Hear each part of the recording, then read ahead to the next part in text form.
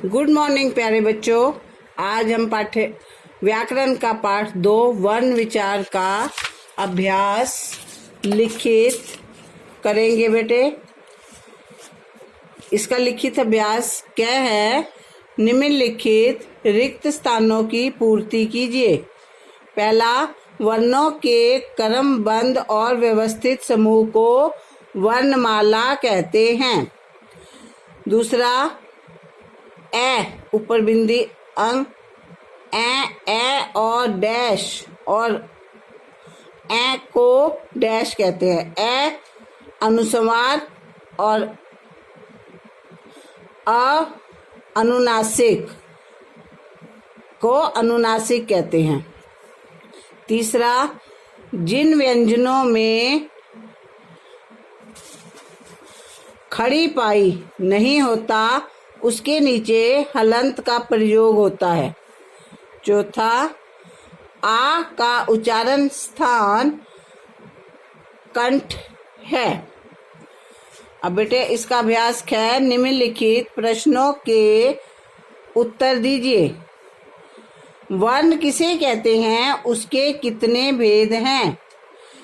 वह छोटी से छोटी ध्वनि जिसके और टुकड़े नहीं किए जा सकते उसे वर्ण कहते हैं। वर्ण के 2 भेद हैं, स्वर और व्यंजन। सेकंड क्वेश्चन, व्यंजनों से व्यंजनों के संयोग के कोई 4 नियम लिखिए। व्यंजनों से व्यंजनों के संयोग के 4 नियम निम्नलिखित है। पहला, जिन व्यंजनों के अंत में खड़ी पाई होती है उनकी खड़ी पाई हटा दी जाती है। सेकंड, जिन व्यंजनों के बीच में खड़ी पाई और अंत में घुंडी होती है तो व्यंजन को व्यंजन से जोड़ने पर पहले व्यंजन की घुंडी हटा देते हैं।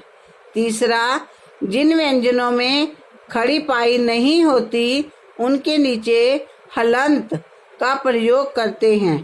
चौथा, रै व्यंजन का दूसरे व्यंजन के साथ संयोग इस प्रकार करते हैं जैसे श के साथ रै को इस प्रकार लिखते हैं, श्रय। नेक्स्ट क्वेश्चन बेटे, अल्प प्राण और महाप्राण किसे कहते हैं? उदाहरण सहित स्पष्ट कीजिए। पहले, अल्प प्राण जिन व्यंजनों के उच्चारण में थोड़ा परिश्रम करना पड़ता है जैसे क, ग, च, वह अल्प प्राण है। महाप्राण जिन व्यंजनों के उच्चारण में अधिक परिश्रम करना पड़ता है वह महाप्राण है, जैसे ख, घ, छ, ठ।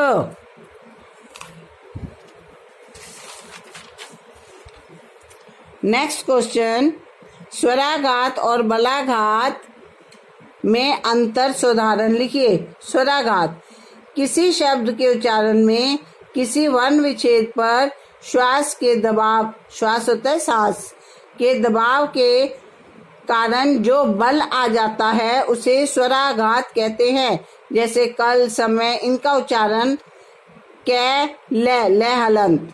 समय में से, मैं, य हलंत। बलाघात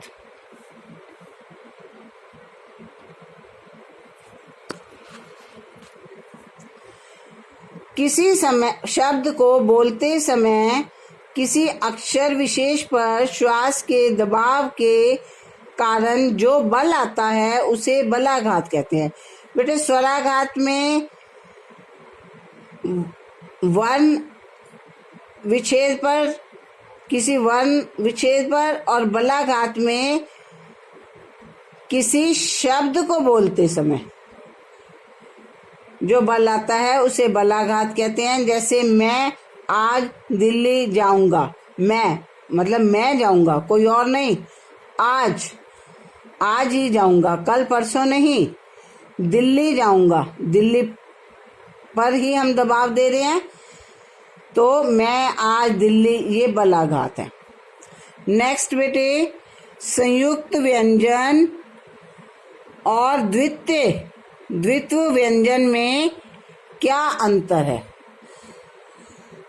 संयुक्त व्यंजन, जब दो भिन्न भिन्न व्यंजनों को परस्पर जोड़ा जाता है तो उसके योग से बने व्यंजन को संयुक्त व्यंजन कहते हैं। जैसे तै प्लस रै प्लस ए, तो बेटे ये त्रै बन जाता है, त्रै बन जाता है। द्वितीय व्यंजन, द्वित्व, जब एक व्यंजन ध्वनि अपने समान अन्य व्यंजन ध्वनि से संयुक्त होती है तो उसे द्वित्व व्यंजन कहते हैं। जैसे बेटे च हलंत प्लस च, तो इसमें एक आधा च और दूसरा पूरा च, इससे हम जैसे अक्षर बनाएंगे कच्चा, क आधा च और पूरा च, क्वा का डंडा, तो ये द्वित्व व्यंजन होते हैं। तो आशा करती हूँ ये तुम्हें समझ आ गया होगा।